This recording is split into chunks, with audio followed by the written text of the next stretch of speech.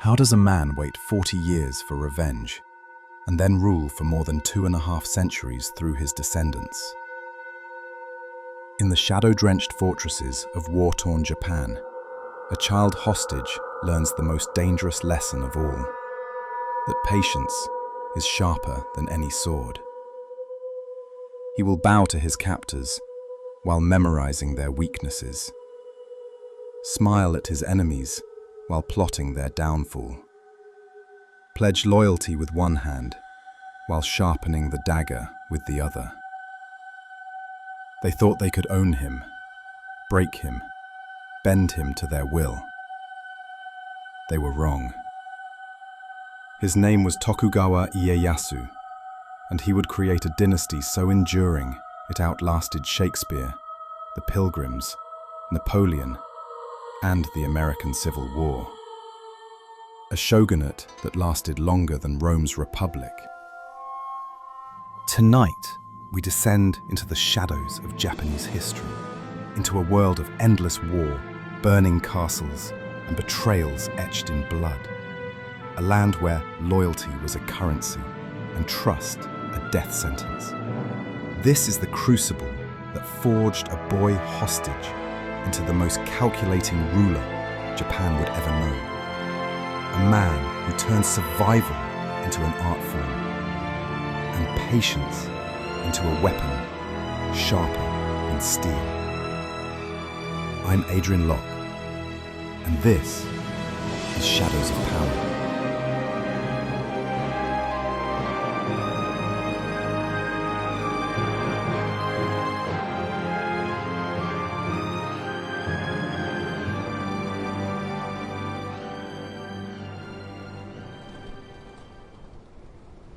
January 31st, 1543.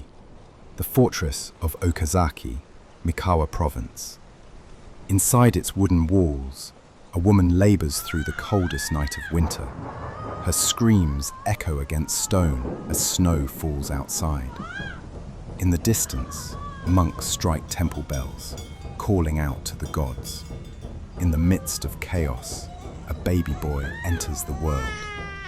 His name, Matsudaira Takechiyo. Later, he will be remembered as Tokugawa Ieyasu,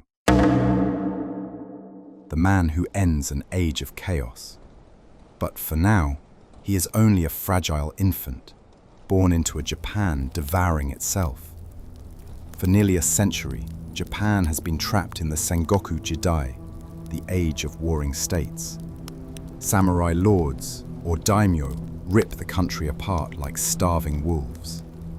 Provinces burn, castles fall, rice fields rot, and the Matsudaira clan, they are minnows caught in a whirlpool of sharks. The Matsudaira ruled little more than a cluster of villages. Their castle walls were wooden palisades, their army a few hundred men. Surrounded by giants, the Imagawa, the Oda, they were perpetually vulnerable. Survival required deals, betrayals, and the willingness to sacrifice even family. Takechiyo is just 4 years old when he learns this cruel truth. Not with swordplay, not with books, with betrayal. His father, Matsudaira Hirotada, seeks survival through alliance. The price demanded by the powerful Imagawa clan is steep. They want his son. The boy is wrenched from his mother's arms, loaded into a palanquin, sent eastward into captivity, but fate intervenes. On the road, the convoy is ambushed, not by bandits, but by the Oda clan, enemies of the Imagawa. And so, the 4-year-old Takechiyo, destined for one prison, finds himself in another. For 3 years, the boy lives in Oda territory, treated decently, fed well, even tutored, but never free. The boy was valuable. We fed him, clothed him, but he was no guest. He was merchandise, something to be traded, not cherished. At age 7, he is exchanged again, like a pawn moved across a board. This time, finally reaching the Imagawa clan in their capital of Sunpu. He will remain there for 14 long years. The Imagawa court is refined. They drink tea, compose poetry, and study Chinese classics. Yet beneath this polish lies the iron fist of warlord Imagawa Yoshimoto. Takechiyo studies his captor as one might study a dangerous animal. Every gesture, every weakness, every flash of temper. Hostages were meant to create loyalty through dependency. But in Ieyasu's case, the system backfired. Every humiliation was noted, catalogued, remembered. He was learning, not submission, but patience. By the time he returns home at 15, he is no longer a frightened child. He is something far colder, far more dangerous. June 12th, 1560. The plains near Okehazama. A storm rolls across the rice fields. Imagawa Yoshimoto, lord of 50,000, marches toward Kyoto with banners like a forest and drums like thunder. He pauses to celebrate a string of easy victories. A young upstart named Oda Nobunaga is supposed to be cowering behind his walls. He isn't. In a daring strike during the downpour, Nobunaga leads a small force straight into the Imagawa camp. Chaos, screams, steel. By the time the rain clears, Yoshimoto is dead, cut down in his tent. News staggers a nation and sets a captive mind free. For 18-year-old Takechiyo, recently returned, newly hardened, the death of his guardian is an earthquake. The patron who shaped him is gone. The chain that bound him snapped. Opportunity is a door. He steps through. Ieyasu reads the room with terrifying clarity. The Imagawa are finished. Clinging to a dead master's cause would be suicide. He pivots, fast, and aligns with the one man who just proved he can rewrite the map, Oda Nobunaga. It is treachery by any feudal measure. But in the Sengoku, treachery is just strategy with better timing. He takes a new adult name, Matsudaira Motoyasu, the first of several reinventions. New oath, new banner, same cold patience. The alliance pays immediately. Motoyasu shores up Mikawa, retakes key castles, and builds a disciplined core around men who will follow him through hell. He standardizes musters, enforces strict rice levies, and quietly assembles a network of land surveys, temple registries, and village headmen who report up the chain. While others play at glory, he builds a spine. He wanted numbers, more than poems. Crop yields, storehouses, who owed what, where the bridges needed repair. It wasn't glamorous. But when he marched, his armies ate. Beside him, often ahead of him, strides Oda Nobunaga, merciless, brilliant, theatrical. Nobunaga experiments with arquebuses, matchlock firearms from Portuguese traders, and deploys them in disciplined volleys. He breaks religious armies, burns the militant temples of Mount Hiei, and makes an example of any city that resists. Motoyasu watches, absorbing not just tactics, but principles. Nobunaga's lesson is brutal clarity. Crush opposition entirely, then reorganize the survivors into your system. Ieyasu is less flamboyant, but the method lodges deep. By the late 1570s, Motoyasu is the quiet equalizer in Nobunaga's grand coalition, securing the Tokai Road, strangling rival clans with sieges instead of theatrics, and perfecting the slow boil. He favors starvation over storms, contracts over grandstands. Each castle taken is repaired, garrisoned, and folded into a growing administrative web. Then, 1582, a temple in Kyoto, the Honorji. Nobunaga is betrayed by his own general, Akechi Mitsuhide, and dies among the flames. The coalition is decapitated in a night. Again, the earth moves. Again, Motoyasu does what he does best. He does not panic, he expands. Within weeks, he captured strategic territory, fortifies river crossings, and secures supply lines, moving not toward the loudest opportunity, but toward the most durable one. And as the dust settles, a peasant genius rises, Toyotomi Hideyoshi, Nobunaga's slipper-bearer turned field marshal. Charisma incarnate, the great unifier in waiting, Motoyasu adjusts his aim. He takes one last name, Ieyasu, the name history will remember. Hideyoshi is the comet of his age. Dazzling sieges, whirlwind diplomacy, and a court glittering with lacquer and gold. He pacifies Western Japan by charm where he can, iron where he must. He reorganizes swords and land titles with a pen that may as well be a blade.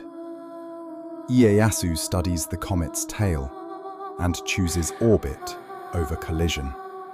He swears loyalty, marries strategically, exchanges hostages, sends sons to Hideyoshi's court. He accepts oversight while building unassailable depth at home. What distinguishes Ieyasu is horizon length. Others maximize the next campaign. He maximizes the next generation. Hideyoshi orders the sword hunts, disarming peasants. Ieyasu enforces them meticulously. Hideyoshi conducts national land surveys, fixing taxes to yields. Ieyasu ensures Mikawa's ledgers are impeccable, his rice stores never empty, his retainers paid on time. Policies become habit, habits become regime. When Hideyoshi invades Korea in 1592, and again in 1597, seeking glory on the continent, Ieyasu plays the dutiful vassal. He sends troops, meets quotas, and publicly praises his lord's ambition. Privately, he does arithmetic. War drains coffers. It exhausts rivals. It elevates the reliable. While others chased banners across the sea, our lord inspected granaries himself. He'd lift the lid, test the rice with his own hand, dry, clean, no mildew. Armies march on this, he'd say. In 1598, Hideyoshi dies. He leaves a 5-year-old heir, a council of regents, and 1,000 grudges. Ieyasu is the senior regent, and he has waited long enough. He tightens alliances with eastern lords, marries daughters into strategically useful lines, and audits everything: roads, bridges, castle walls, river dikes. He plays the referee in disputes, always with a solution that just happens to route power toward Edo. The crescendo arrives in 1600, Sekigahara. The Battle of Sekigahara is a 6-hour storm that decides 2.5 centuries. Ieyasu has done his work beforehand. Letters sent, debts called, enemies offered futures they can't refuse. On the morning mist of October 21st, crucial commanders in the Western Army hesitate, then turn their banners. It's over almost before it begins. The field is mud and bodies and abandoned drums. Ieyasu walks it with a ledger in his head. Who stood firm? Who wavered? Who can be trusted? Who must vanish? I saw banners changed like the wind had fingers. Men who had sworn oaths in blood turned as if obeying a hand signal no one else could see. Victory allows him to do what he was born to do: reorganize Japan. March 24th, 1603. In Kyoto, the emperor invests Tokugawa Ieyasu with the title of Seitai Shogun, Shogun, the military dictator, the axle upon which the realm will spin. But Ieyasu hasn't come this far to repeat old mistakes. He doesn't rely on charisma or spectacle. He builds a system. First, he freezes society. Samurai at the top, stipended warriors bound to service. Below them, farmers, then artisans, then merchants. Movement is restricted. Dress codes and sumptuary laws codify status. Every village headman becomes a node in a surveillance web. Temples and shrines keep population registers. Births, deaths, and marriages flow into the archive. Second, Sankin Kotai, alternate attendance. Every lord must live every other year in Edo, traveling in vast ceremonial processions that bankrupt ostentation. Their wives and heirs remain in Edo as guests, hostages by another name. The boy hostage has nationalized his childhood. We joked about the parade of fools, but no one laughed when the bills arrived. New palanquins, new armor, inns for 1,000 mouths. Our rice left our domains and never came back. Third, castle control. Daimyo may keep one main castle. Satellite fortresses must be dismantled. Moats filled, towers lowered. No private militaries without permission. Feudal autonomy is shaved down to decorative edges. Fourth, a map of loyalty. Fudai, hereditary allies, placed near Edo as the shogunate's shock absorbers. Tozama, outer lords, pushed to distant borders. Their coastlines watched, their ports counted, their bridges tallied. This is the genius, not terror, but architecture.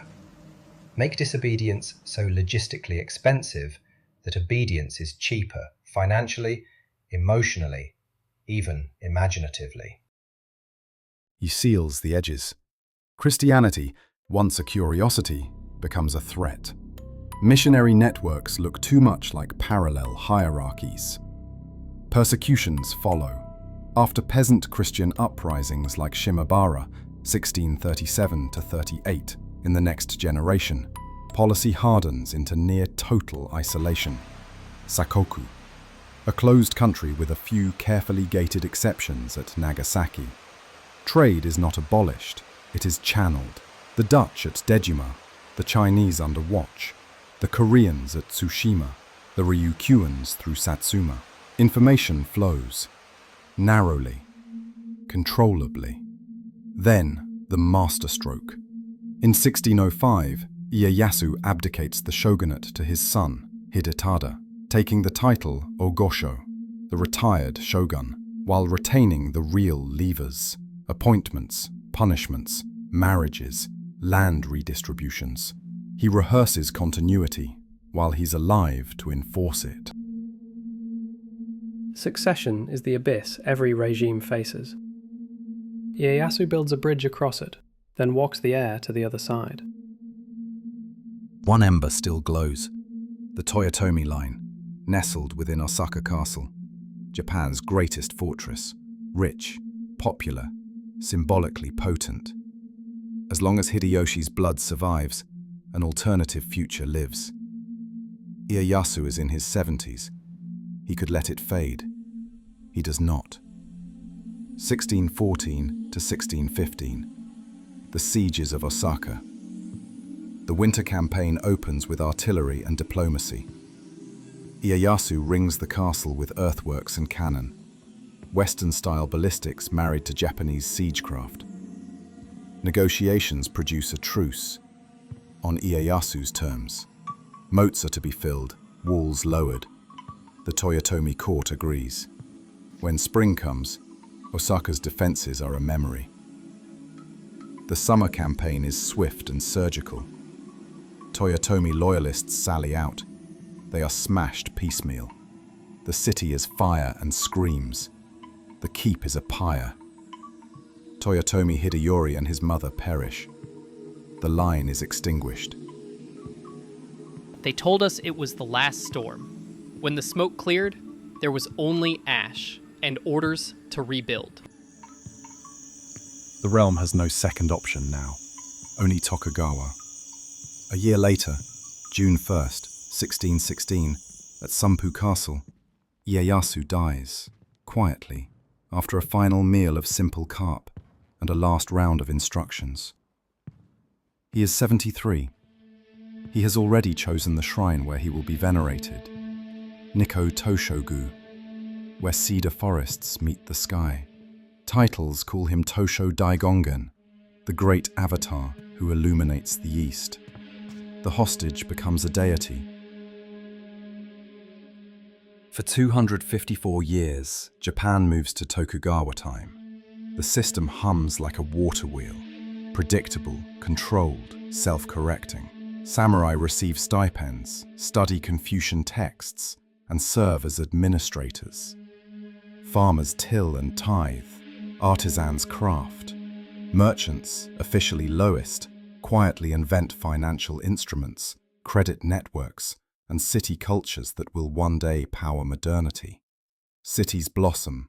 Edo swells into 1 million souls. Kabuki theaters, pleasure quarters, book lenders.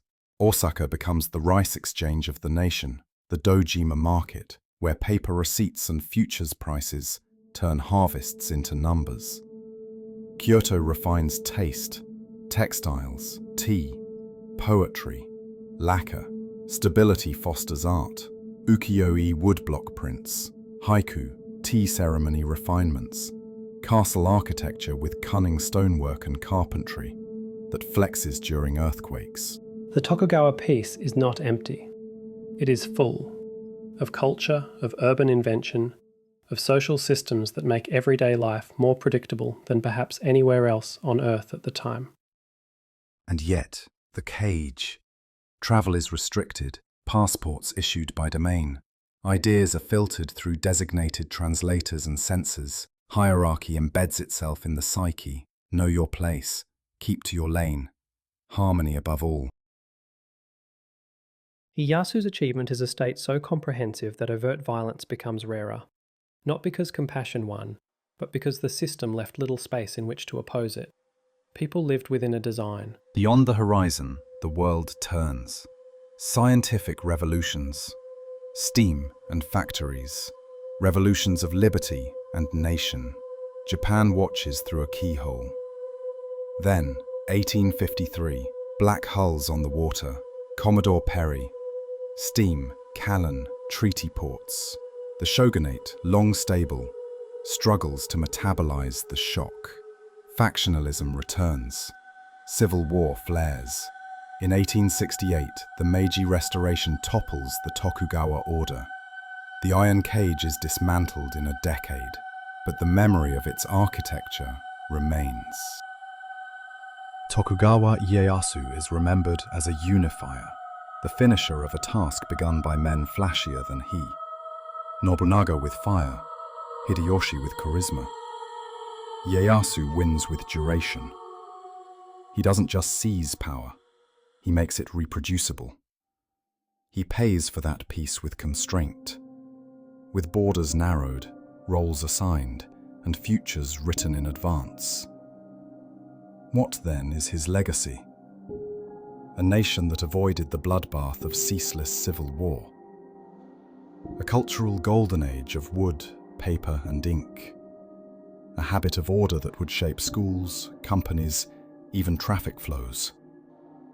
And a habit of obedience. Ieyasu's system slowed certain kinds of change, but accelerated others: administration, literacy, consumer culture. It's too simple to call it stagnation. It's also too simple to call it liberation. Perhaps the truest key is psychological. The boy traded like cargo learned that control is safety, that risk is death, that people, properly arranged, won't need to be crushed. They will balance themselves inside the frame you build.